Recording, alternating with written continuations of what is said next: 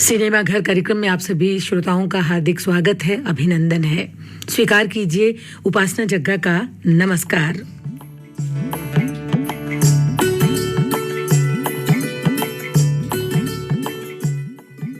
आज के सिनेमा घर में हम आपको सुनवाने जा रहे हैं ऐसी फिल्म की कहानी जो कि सुपरहिट तो है ही, साथ में एक क्लासिक मूवी है और 60 के दशक की एक बेहतरीन फिल्मों में ये शुमार है।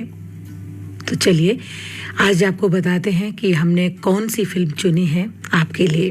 बहुत ही अच्छी फिल्म है, किरदार इसमें बहुत अच्छे हैं और साथ ही जो इस फिल्म का म्यूज़िक है वो बहुत ही अच्छा है।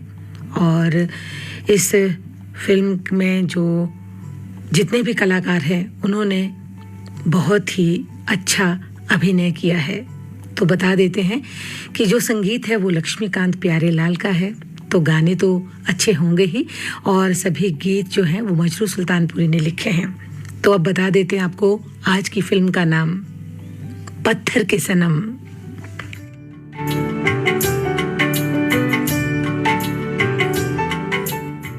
इस फिल्म के निर्माता ए नाडियावाला हैं और निर्देशक हैं राज नवाथे।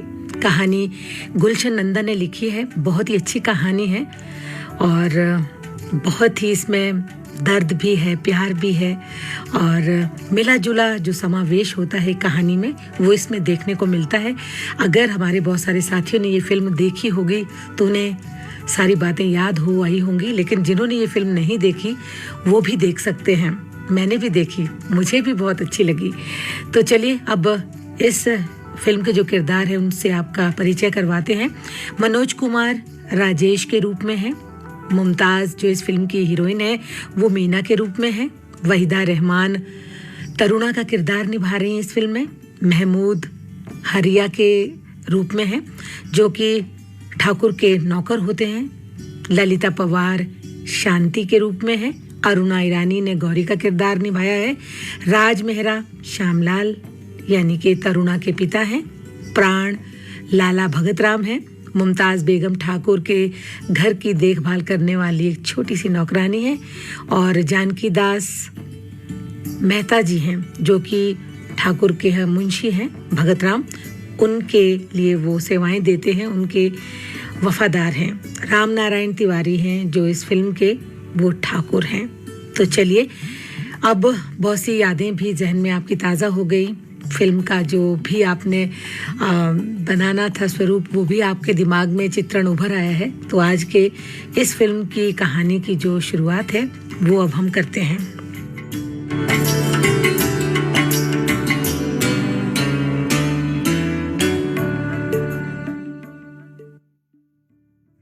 मीना शहर में पढ़ती है कॉलेज में और एक अमीर बाप यानी कि ठाकुर की बेटी है। शहर में पढ़ते पढ़ते एक दिन उनका मन होता है कि क्यों ना अपने गांव चला जाए जहां पर उसके पिताजी यानी कि ठाकुर साहब की हवेली है। मीना की बहुत सारी ज़मीन है, जैसा कि हमने आपको बता ही दिया कि उसके जो पिताजी हैं वो ठाकुर है, तो निश्चित तौर पर बहुत बड़े ज़मींदार होंगे, बहुत ही ज़मीन जायदाद के वो मालिक हैं। तो इस तरह से मीना छुट्टियों में अब अपने गांव जा रही होती है और बैठी होती है ट्रेन भी अपनी गति से छुक छुक करती हुई दौड़ी चली जा रही है। तभी ट्रेन में मीना की मुलाकात एक मनचले लड़के से होती है और वो जो लड़का होता है वो मीना को बहुत ही परेशान करता है। मीना क्योंकि अकेले सफ़र कर रही होती है ट्रेन में, तो राजेश उसका साथ निभाता है। थोड़ी थोड़ी छोटे छोटे लड़ाई झगड़े भी होते हैं, नोक झोंक होती है और इस तरह से वो अपना सफ़र तय करते हैं। फिर बीच में कहीं स्टेशन आता है और राजेश वहाँ पर उतर जाता है और मीना उसी ट्रेन में सफ़र करती हुई अपने घर की ओर रवाना हुई जा रही है और ट्रेन भी अपनी गति से आगे चल रही है। इसी बीच मीना का गांव आ जाता है और गांव पहुंचकर मीना सीधे अपने घर की ओर जाती है और वहाँ पर अपनी जो उनकी घर की नौकरानी होती है उसका स्वागत करती है, तो वो अपने पिताजी के बारे में पूछती है। तो नौकरानी मीना से कहती है कि तुम्हारे पिताजी तो शिकार के लिए गए हुए हैं। तो वो अपनी सहेली को ढूंढती हुई इधर उधर घर में भागती है। तरुणा जो उसकी बचपन की सहेली होती है वो उसे कहीं नहीं दिखती। तो उसे ढूंढते ढूंढते उससे पता चल जाता है कि ज़रूर तरुणा कहीं इन वादियों में ही छिपी होगी या कुछ कर रही होगी। तरुणा को ढूंढते ढूंढते मीना हसीन वादियों में पहुंच जाती है। पहाड़ से घिरी हुई वो वादी है, बहुत ही सुंदर दृश्य है, बहुत ही सुंदर प्राकृतिक नज़ारा है। और उस समय तरुणा उस खूबसूरत वादी में एक गीत गा रही होती है और गीत सुनकर मीना ठिठक जाती है और थोड़ी देर तक वो भी उन खूबसूरत वादियों को निहारती है, देखती है और तरुणा के गाए हुए गीत का आनंद लेती है। और जो वो गीत गुनगुना रही होती है तरुणा, वो कुछ यूं है।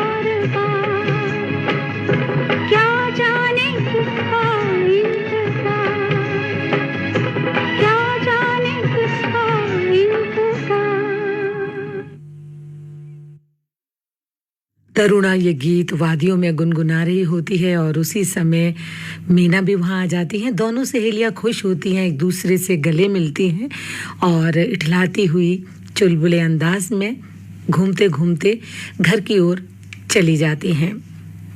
वो चलते चलते दोनों सहेलियाँ बहुत सारी बातें बताती है और मीना उस आदमी का जिक्र भी करती है कि जो उसे ट्रेन में मिला था और किस तरह से उसने उसे तंग करा था, और सारी कहानी वो तरुणा को बता देती है। इस तरह से घर आके जब वो खाना खा के छत पे जाती हैं और दोनों सहेलियां छत पर टहल रही होती हैं, तब क्या देखती हैं अगले दिन कि जो वो लड़का होता है वो तांगे से चला आ रहा है उनकी हवेली की तरफ। तरुणा तब कहती है कि ये कौन आ रहा है हवेली की ओर, तो मीना उसे पहचानने की कोशिश करती है और कहती है तरुणा से, अरे ये तो वही लड़का है जो कल उसे ट्रेन में मिला था और अब यहाँ पर ये क्यों आ गया। तो तरुणा कहती है कि तुमने उससे जो हंसी मजाक किया, जो प्यार से बातें कर ली, उसी के चलते ये सब हुआ है और ये लड़का तुम्हें ढूंढते ढूंढते यहाँ तक आ पहुँचा है। तब क्या वो देखती हैं, दोनों सहेलियाँ छत से ही देख रही हैं कि जो वो लड़का होता है राजेश, वो आ जाता है घर के अंदर और हरिया जो उनका नौकर होता है वो राजेश से बात करता है, ठाकुर साहब के बारे में पूछता है। तो हरिया बताते हैं कि ठाकुर साहब तो शिकार करने बाहर गए हैं। तो वो कहता है कि घर में कोई तो होगा और ये जो चिट्ठी है जो घर में कोई भी बड़ा है उसे दे दो। इस तरह से राजेश एक चिट्ठी जो है वो हरिया को दे देता है। हरिया वो चिट्ठी लेकर सीधे मीना के पास पहुंच जाता है और मीना को वो चिट्ठी पढ़ने के लिए कहता है। पता चलता है कि उस युवक को ठाकुर जी ने अपने मैनेजर के रूप में रख लिया है, उसे नियुक्त कर लिया है एज ए मैनेजर। तो अब तरुणा और मिलकर क्या करती हैं कि भाई ये तो पिताजी ने इसको मैनेजर रख लिया है, अब तो इसका सारा काम हमें ही करना होगा, इसे घर में ही रखना होगा। तो चलिए कोई बात नहीं, तरुणा और मीना मिलकर राजेश को बहुत तंग भी करती हैं। वो क्या करती हैं कि राजेश को रहने के लिए एक तबेला, रूखी सूखी रोटी देती हैं और इस तरह से वो वहाँ पर बहुत ही तंग हो जाता है और कहता है कि वो अब यहाँ नहीं रहेगा, जैसे ही ठाकुर साहब आएंगे वो अपने गांव वापस चला जाएगा। जब ठाकुर साहब शिकार से अगले दिन लौटते हैं तब उनको सच्चाई पता चलती है। तब उन्हें पता चलता है कि राजेश को तबेले में क्यों रखा गया है। ये तो दोनों सहेलियों की शरारत होती है, उसको मजा चखाने के लिए वो ये सब करती हैं। तो ठाकुर साहब कहते हैं कि तरुणा से पूछते हैं कि तुमने किसके अनुसार ये सब किया कि एक जो मेहमान है उसे तबेले में ठहरा दिया। तो तरुणा कहती है कि ये सब मीना दीदी के कारण हुआ है, क्योंकि मीना ने ही उसे ये सब करने के लिए कहा है। ठाकुर साहब को तब पता चलता है कि इस बीच मीना जो है वो शहर से छुट्टियों में गांव आई हुई है। मीना को बुलाया जाता है और ठाकुर साहब से मीना कहती है कि उससे गलती हो गई है, वो तो एक मजाक कर रही थी और मजाक में वो राजेश का इम्तिहान ले रही थी, इसलिए ये सब हुआ। और दोनों सहेलियां तरुणा और मीना ठाकुर साहब से माफ़ी मांगती है और राजेश से भी वो माफ़ी मांगती है कि आगे अब वो ऐसा नहीं करेंगी। उसके बाद जो अगला सीन होता है उसमें ठाकुर साहब राजेश को अपने सेबों का जो बगीचा होता है उसे दिखाने के लिए ले जाते हैं। ठाकुर कहते हैं कि ये तो इकलौता एक ऐसा बाग है जहाँ पर बहुत सारे सेब हैं, लेकिन उनके और भी सेबों के बागान हैं। लेकिन जो प्रॉब्लम है वो यह है कि बाग तो उनके बहुत है, फल भी बहुत ज़्यादा होते हैं, लेकिन आमदनी बहुत ही कम है। और भगत राम जो है वो ठेकेदार होता है वहाँ के सेबों के बाग का। तो भगत राम से जो मेहता जी हैं वो राजेश की मुलाकात करवाते हैं। जो भगत राम है वो बहुत ही एक बुरा आदमी है, गुस्सैल टाइप का एक आदमी है। हर साल ठाकुर जी के सेबों का जो ठेका है उसे ले लेता है और सेठ जी को पूरी तरह से ठगता है, मुनाफा अपने पास रखता है और बहुत ही कम पैसे जो ठेकेदार होता है वो अपने लिए रखता है और बहुत ही कम पैसे जो है वो ठाकुर को देता है। अब क्या होता है कि ठाकुर साहब भगत राम से कहते हैं कि अब वो सेबों का ठेका जो उसकी देख रेख है वो उनके नए मैनेजर यानी कि राजेश इस सारे काम को संभालेंगे।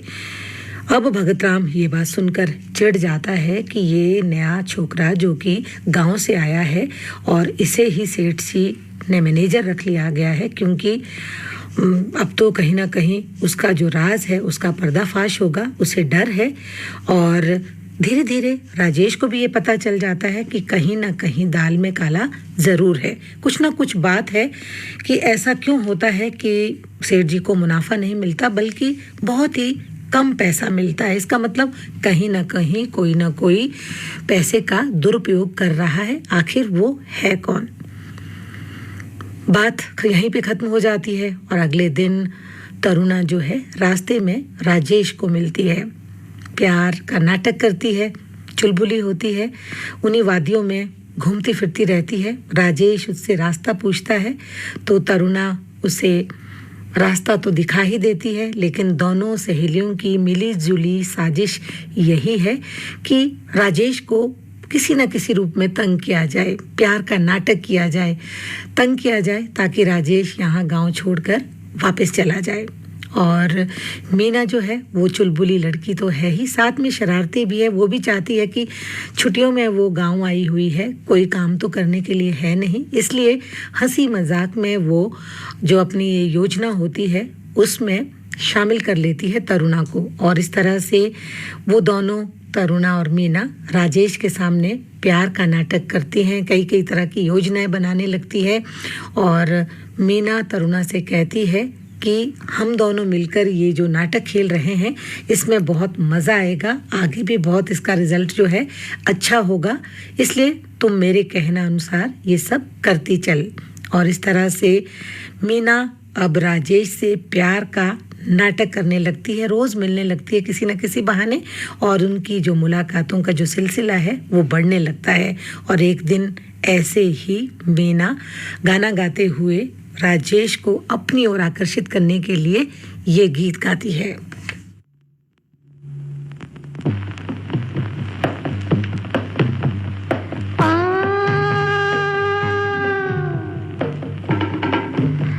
ये बहार, ये समा,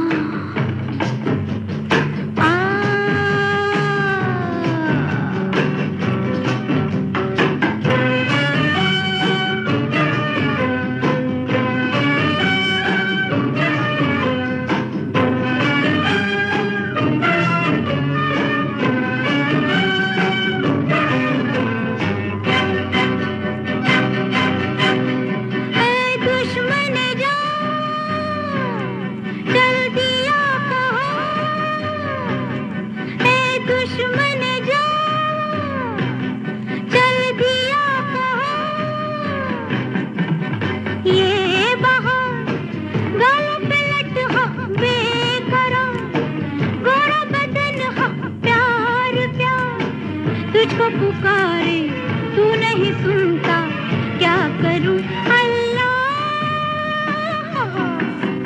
ए दुश्मन जा चल दिया कहाँ, ये बहार गालों पे लट हाँ बेकरार, गोरा बदन हाँ प्यार प्यार, तुझको पुकारे तू नहीं सुनता, क्या करूं अल्लाह।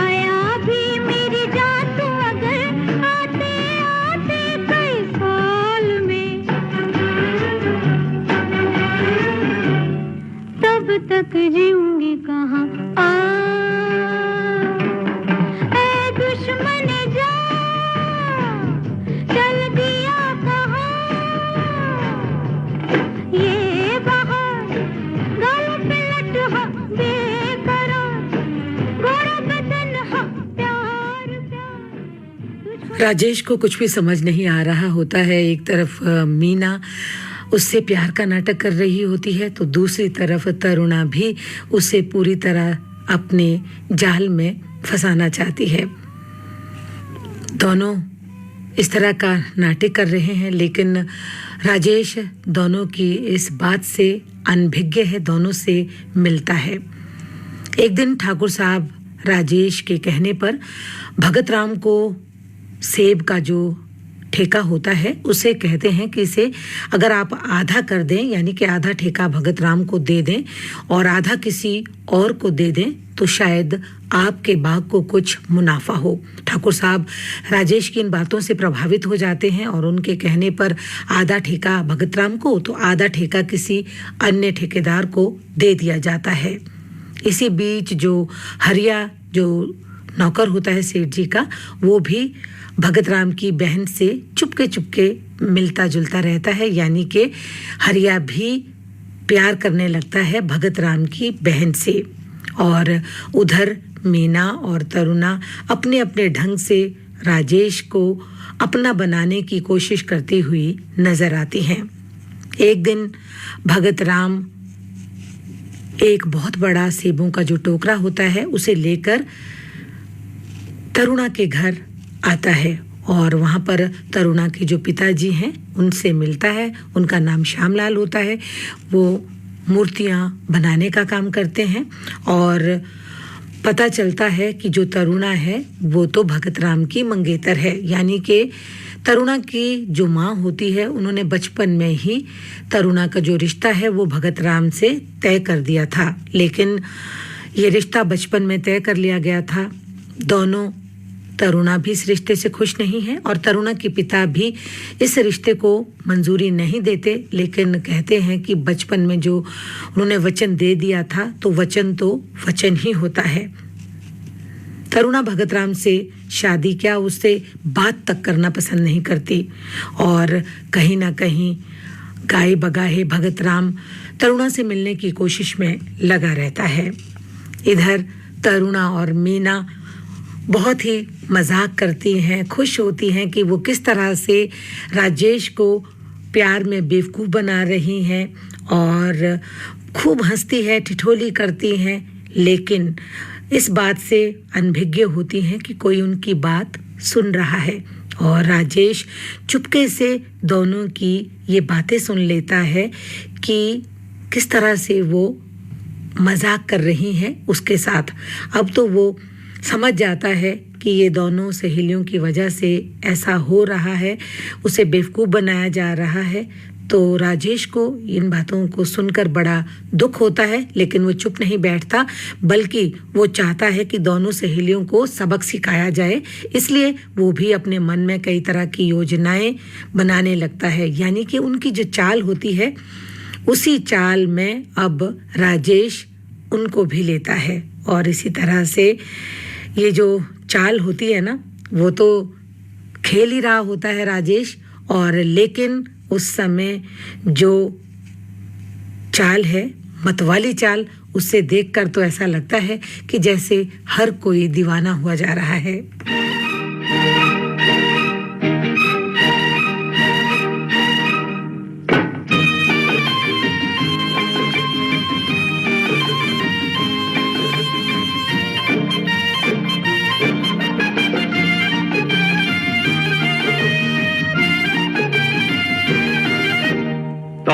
ये मत वाली चाल, झुक जाए फूलों की डाल।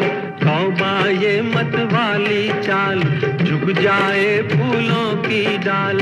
चांद और सूरज आकर मांगे तुझसे रंगे जमाल। हसीना तेरी मिसाल कहाँ। तौबा ये मत वाली चाल, झुक जाए फूलों की डाल।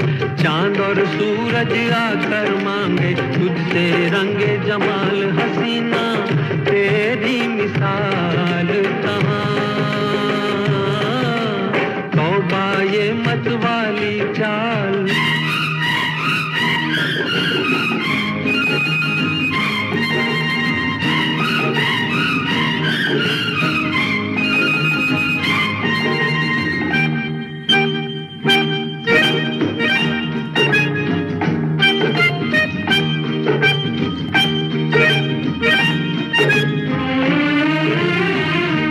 सितम ये अदाओं की रानाइयाँ हैं, सितम ये अदाओं की रानाइयाँ हैं, कयामत है क्या तेरी अंगड़ाइयाँ हैं, बहारे चमन हो घटा हो धनक हो, बहारे चमन हो घटा हो धनक हो, ये सब तेरी सूरत की परछाइयाँ हैं कि तन से उड़ता गुलाल कहाँ,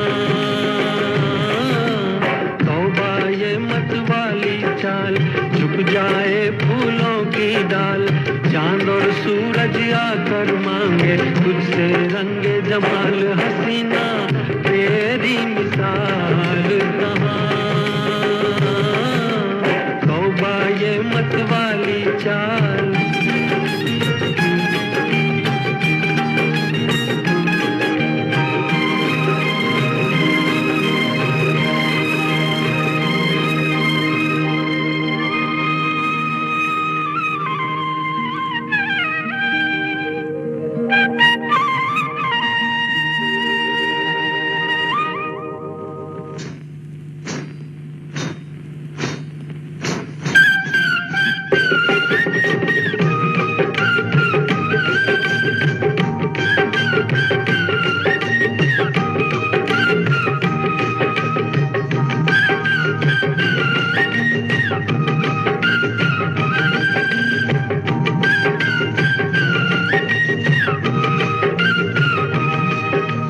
तौबा ये मत वाली चाल, झुक जाए फूलों की डाल, तौबा ये मत वाली चाल, झुक जाए फूलों की डाल, चांद और सूरज आकर मांगे तुझसे रंगे जमाल, हसीना तेरी मिसाल कहाँ, तौबा ये मत वाली चाल, झुक जाए फूलों की डाल, चांद और सूरज आकर मांगे तुझसे रंगे जमाल, हसीना तेरी मिसाल कहाँ, तौबा ये मत वाली चाल।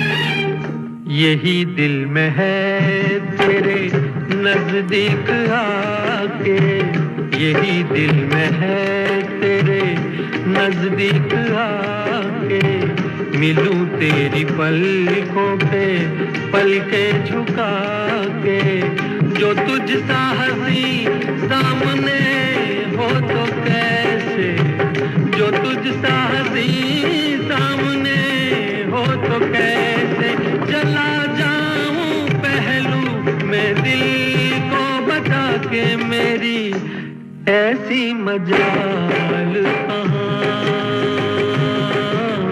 तौबा ये मत वाली चाल, झुक जाए फूलों की डाल, चांद और सूरज आकर मांगे तुझसे रंगे जमाल, हसीना तेरी मिसाल कहाँ, तौबा ये मत वाली चाल।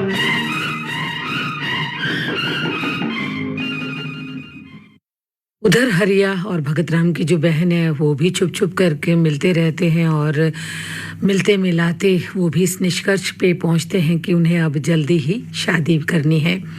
इधर राजेश और तरुणा वादियों में मिलते हैं, गाना गाते हैं और एक दिन राजेश फूल लेकर तरुणा के पास जाकर प्यार का नाटक करने लगता है और कहता है कि ये फूल वो तरुणा के लिए लाया है और कल शाम 4 बजे जो दूर पहाड़ी के पास से एक टीला बना हुआ है वहाँ पर चली आना, मैं तुमसे मिलना चाहता हूँ, कुछ कहना चाहता हूँ।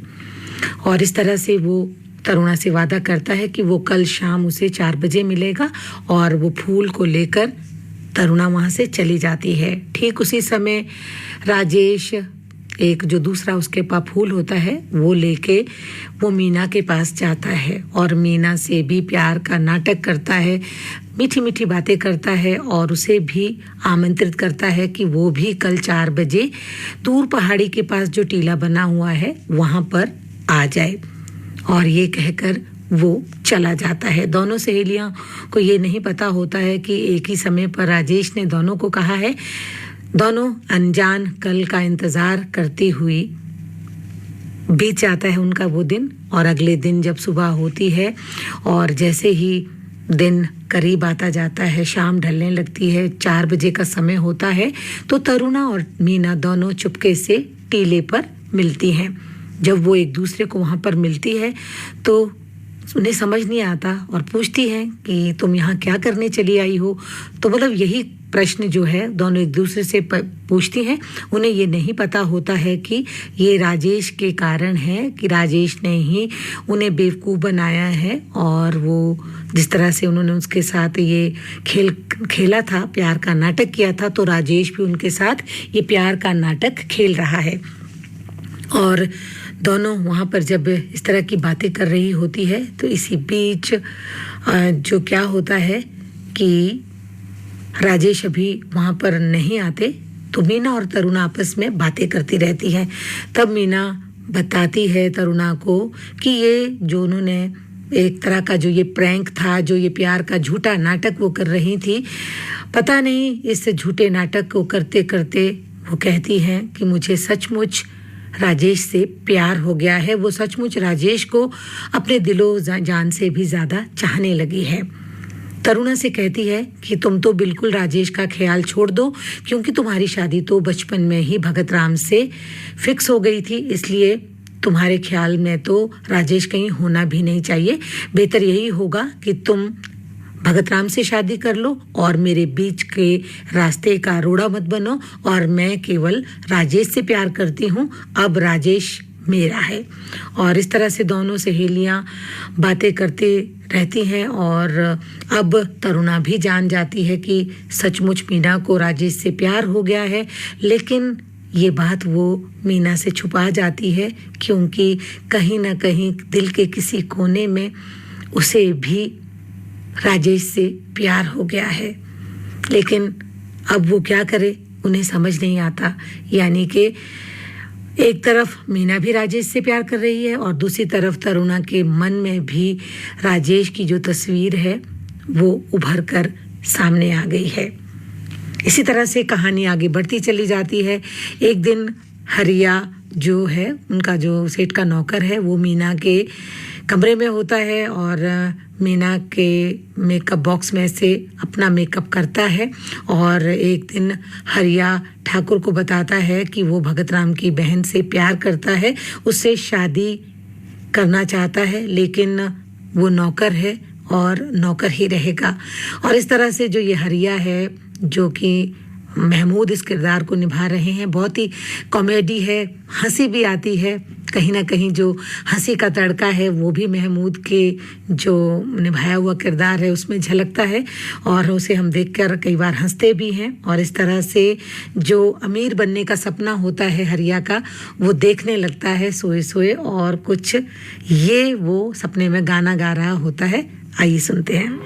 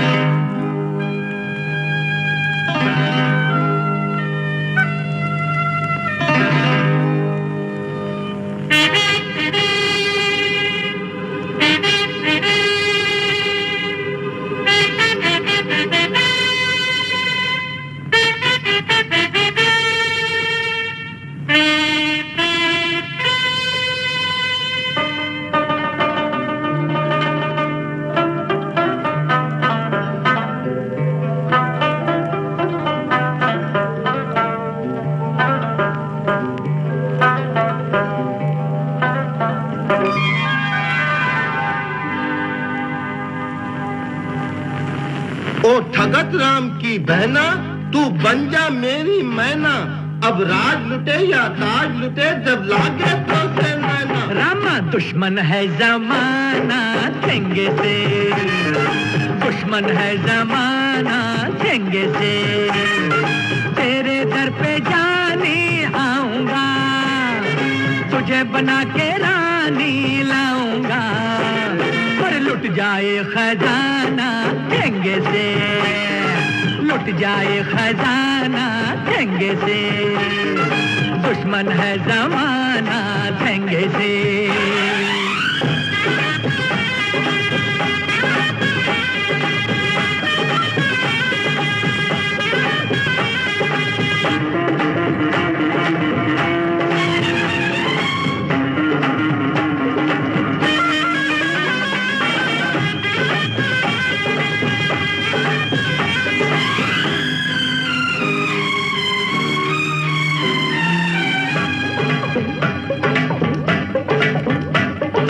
भगत राम के बच्चे मुझको नौकर बोला था।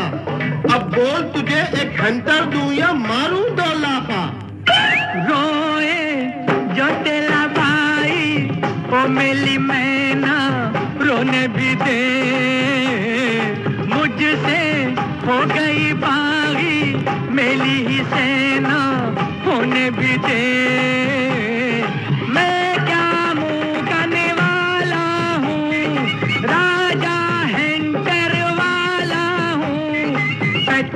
बदल के आऊंगा, नए नए फिर हाथ दिखाऊंगा।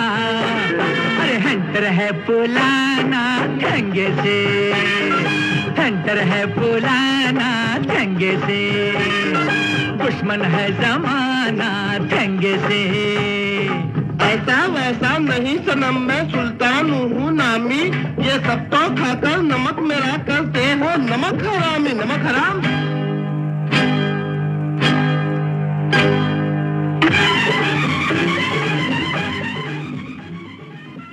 और इस तरह से कहानी आगे बढ़ती चली जाती है। अगला सीन होता है कि जो घर की नौकरानी होती है वो कहती है ठाकुर साहब से कि अब मीना बड़ी हो गई है, क्यों ना मीना की शादी राजेश से करवा ली जाए।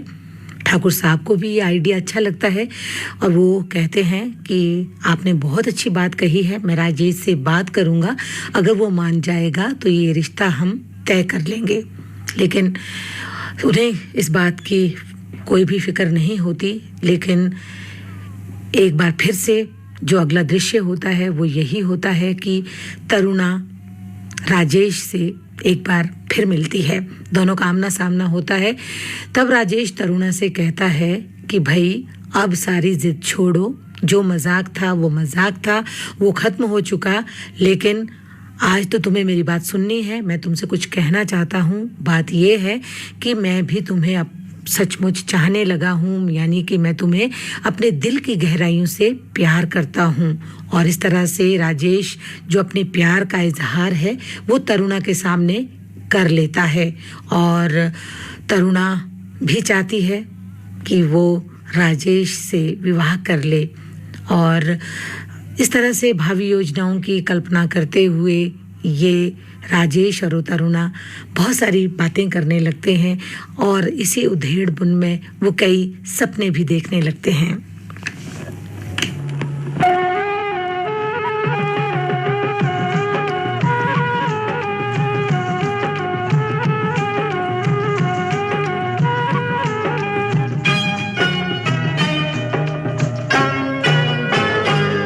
महबूब मेरे, महबूब मेरे, महबूब मेरे, महबूब मेरे, तू है तो दुनिया कितनी हंसी है, जो तू नहीं तो कुछ भी नहीं है। महबूब मेरे, महबूब मेरे, महबूब मेरे, महबूब मेरे, तू है तो दुनिया कितनी हंसी है, जो तू नहीं तो कुछ भी नहीं है। महबूब मेरे।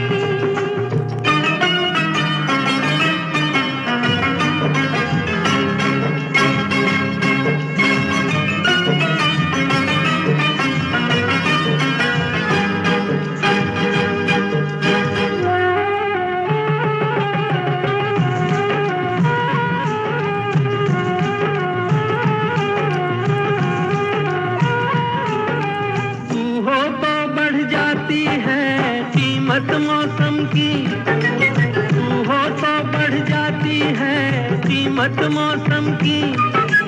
ये जो तेरी आंखें हैं शोला शबनम सी, यहीं मरना भी है मुझको, मुझे जीना भी यहीं है। महबूब मेरे, महबूब मेरे, महबूब मेरे, महबूब मेरे, तू है तो दुनिया कितनी हंसी है। जो तू नहीं तो कुछ भी नहीं है महबूब मेरे।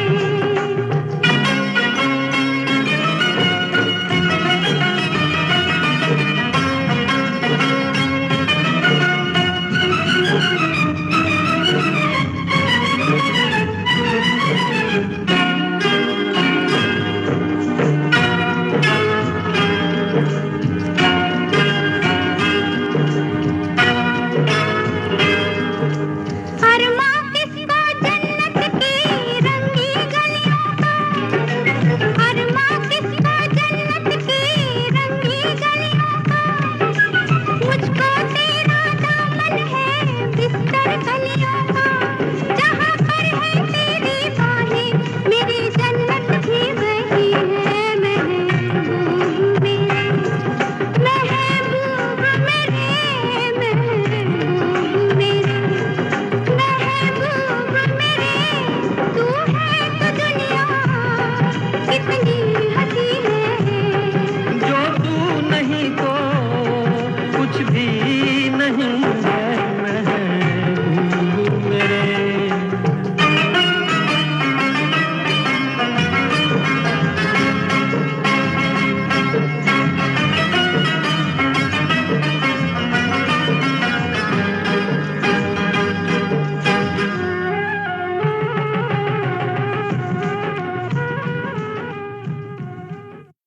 तरह से कहानी आगे बढ़ती चली जाती है और एक दिन भगत राम तरुणा से मिलता है और उसे जबरदस्ती शादी करने के लिए कहता है और उसे एक धक्का देता है और पानी में गिरा देता है। तरुणा बचाओ बचाओ चिल्लाने लगती है और इसी बीच राजेश वहां आकर तरुणा को बचाता है। और अब तरुणा तो चुपचाप देखती है, लेकिन राजेश और भगत राम के बीच लड़ाई होने लगती है और भगत राम को भी बहुत सारी चोटें आती हैं। एक दिन राजेश तरुणा से मिलता है, प्यार का इजहार वो कर चुका है। इसे साबित करने के लिए वो तरुणा को एक हार देता है और उसे उसके गले में पहना देता है। यानी कि उसे अब लगने लगा है कि तरुणा बस उसकी है और अब कुछ ही दिन बचे हैं जब वो उससे शादी भी कर लेगा। इधर ठाकुर और राजेश सेब की जो खरीदारी है उसकी खरीद फरोख्त के बारे में आपस में बातें कर रहे होते हैं और अगले दिन राजेश एक ट्रक वाले को सीधे बुलवाता है शहर से और कहता है कि वो आधे सेब यहीं से उस ट्रक में ला देंगे और शहर में बेचेंगे और भगत राम को नहीं देंगे और भगत राम को सिर्फ आधा ही ठेका देंगे। जो वो ट्रक बाहर बेचना चाहते हैं उससे उन्हें कितना मुनाफा होता है तब उन्हें पता चलेगा। वो सेठ को बताना चाहते हैं कि अगर वो सीधे अपना माल शहर में बेचेंगे तो उन्हें मुनाफा ज़्यादा होगा, नुकसान कम होगा।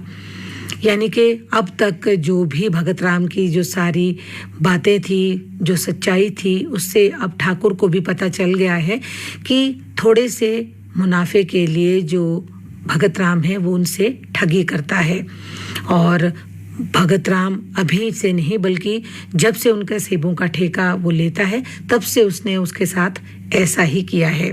अगले दिन ठाकुर साहब राजेश को कहते हैं कि तुम शहर चले जाओ, शहर जाके कुछ और भी वहाँ से कुछ अगर जानकारियाँ हासिल होती हैं तो उन्हें भी इकट्ठा करो। और अगले दिन 2:30 बजे की गाड़ी से राजेश जाना चाहता है शहर को। इस बीच वो तरुणा से मिलता है और पूछता है कि वो शहर जा रहा है, उसके लिए क्या लाए। तो शहर जाते हुए तरुणा कहती है कि उसके पास घाघरा, चोली सब कुछ है, हार है, लेकिन अगर वही समय पर आ जाए उससे बड़ी खुशी उसको कुछ नहीं होगी। यानी कि वो राजेश को कहती है कि तुम खुद ही चले आना, यही उसके लिए बहुत अच्छा होगा।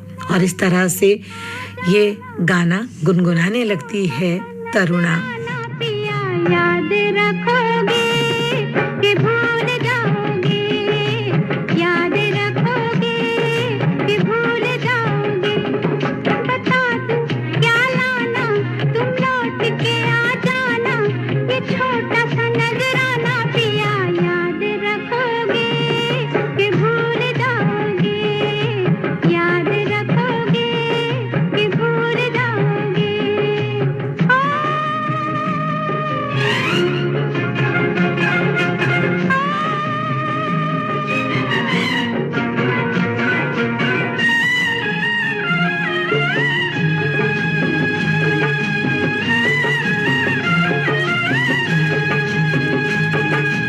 सजते हैं जो तन पे हमारे, सजते हैं जो तन पे हमारे, वो है पिया ने तुम्हारे। है लट जो माथे पे आई थी, चूड़ी है मेरी कलाई की। पलट के जब आना, ये लट ये नजर लाना, ये छोटा सा नजराना पिया, याद रखोगे कि भूल जाओगे, याद रखोगे कि भूल जाओगे।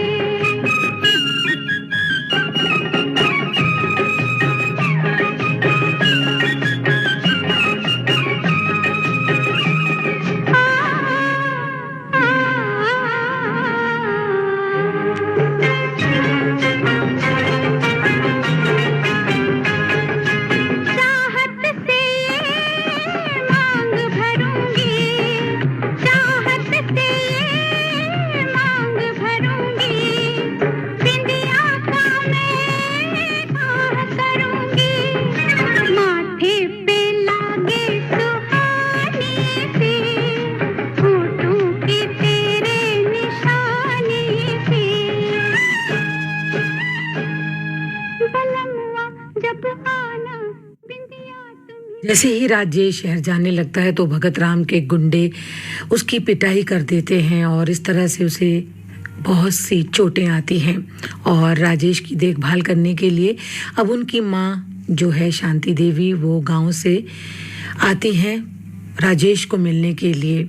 और इस तरह से अब क्या होता है कि धीरे धीरे राजेश ठीक होने लगता है और एक दिन राजेश ठाकुर के साथ बैठकर पंचायत में बैठा हुआ होता है कि किसने हमला करवाया राजेश पर। तो भगत राम वहीं पर बैठा हुआ होता है, लेकिन किसी को ये नहीं पता चलता कि किसने हमला करवाया है, लेकिन भगत राम ही इसके पीछे था कि जिसने ये हमला करवाया है। और इस तरह से वो वहाँ पर कहता है कि उसकी शादी तरुणा से करवा दी जाए, और जो कि श्यामलाल की बेटी है। बचपन में ये रिश्ता तय था, यानी कि बात इस कदर हो जाती है कि ठाकुर को ये कहना ही पड़ता है, पंचों का ये मानना होता है कि अब राजेश जो है वो उससे शादी नहीं करेगा, बल्कि भगत राम की वो मंगेतर है, इसकी शादी भगत राम से ही होनी चाहिए। और इधर सच्चाई से कोई भी अवगत नहीं होना चाहता, और उधर राजेश जब अपनी माँ के पास आता है तो वो सारी सच्चाई माँ से कहता है। तरुणा भी वहाँ से चली जाती है। अब राजेश भी ये कहता है कि अगर वो तरुणा से नहीं मिलेगा तो वो भी इस गांव को छोड़ देगा। अब राजेश की जो माँ है वो क्या करती है, उसे तो सारी सच्चाई मालूम होती है। एक दिन तरुणा के घर जाती है और बताती है कि कैसे वो जवानी के समय में विधवा हो गई थी, कैसे ठाकुर ने उसके पति को मौत के घाट उतार दिया था। इसलिए एक छोटा सा उनका नन्हा सा बच्चा ये राजेश था। पहाड़ सी जिंदगी थी, क्योंकि ठाकुर और उसके पति जायदाद के हिस्सेदार थे और जायदाद के लालच में ही ठाकुर ने उसके पति की हत्या कर दी थी। और उस समय कोई गवाह नहीं था, इसलिए कुछ हो नहीं सका। और ठाकुर के घर पे जब औलाद हुई और वो शिकार के लिए बाहर गए हुए थे, और इस बीच में जो उनकी दाई थी वो भी डॉक्टर को बुलाने गई थी, तो जो वो शांति देवी होती है तो उन्होंने कहा तरुणा से कि उन्होंने अपने बच्चों की जो है अदला बदली कर दी। तब उन्होंने राजेश को जो जो ठाकुर है उन्हें सौंप दिया, और जो मीना थी उसे ठाकुर साहब को सौंप दिया, और राजेश को वो अपने घर लेकर आई। इसलिए अब माँ चाहती थी कि राजेश और अगर मीना की शादी हो जाएगी तो बहुत अच्छा होगा, क्योंकि उनकी बेटी जो है वो मालकिन बन जाएगी। लेकिन तरुणा की वजह से सब गड़बड़ हो गया है, और इसलिए वो तरुणा से कहती है कि तुम राजेश की जिंदगी से चली जाओ। इसी बीच ये सब बातें जो है वो मीना चुपके से सुन रही होती है, यानी कि उसे सच्चाई का पता चल जाता है कि वो शांति देवी की बेटी है और राजेश सेठ का बेटा है, और किस तरह से अदला बदली के कारण उन्हें इस तरह की परेशानियों का सामना करना पड़ा। राजेश की जो माँ होती है तरुणा से वचन लेती है कि वो चुपचाप राजेश के जीवन से दूर चली जाए, और वो इस बात को मान लेती है क्योंकि वो राजेश से बहुत प्यार करती है। लेकिन इस बीच में राजेश उससे मिलता है, वो खिंची खिंची रहती है, सच्चाई नहीं बताती और कुछ बदल सी जाती है। अब वो उस तरह का मजाक भी नहीं करती जैसे कि वो पहले किया करती थी। एक दिन मीना का बर्थडे सेलिब्रेशन हो रहा होता है, और इस बीच में वहाँ पर सभी लोग एकत्रित हुए होते हैं। मीना भी होती है, तरुणा भी होती है, राजेश भी होता है, और तब राजेश जो है पियानो पर ये गाना गाने लगता है।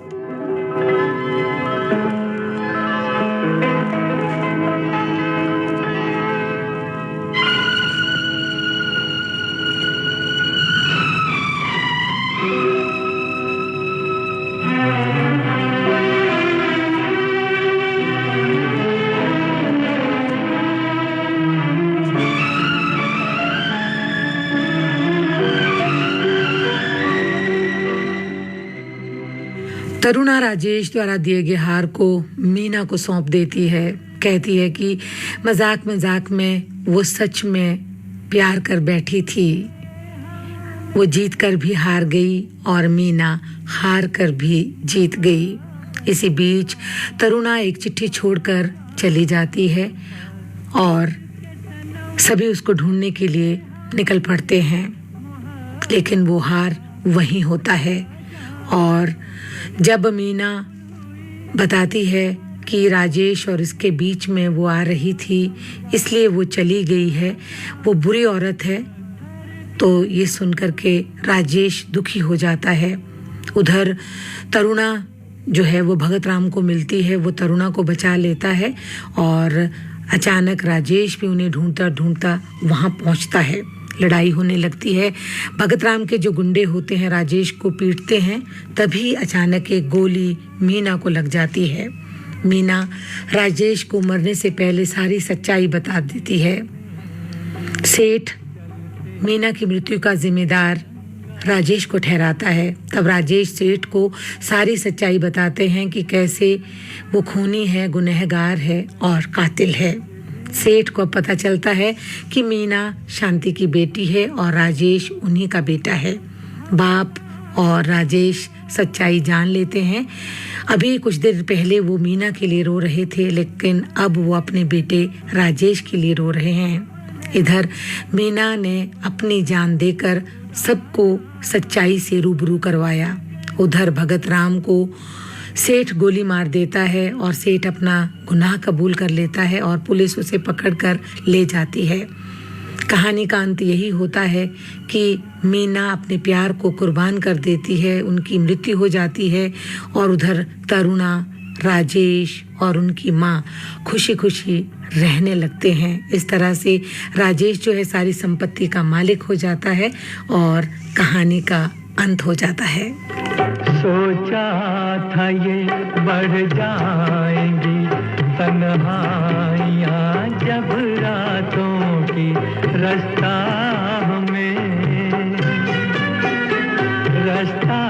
हमें दिखलाएगी शम्मे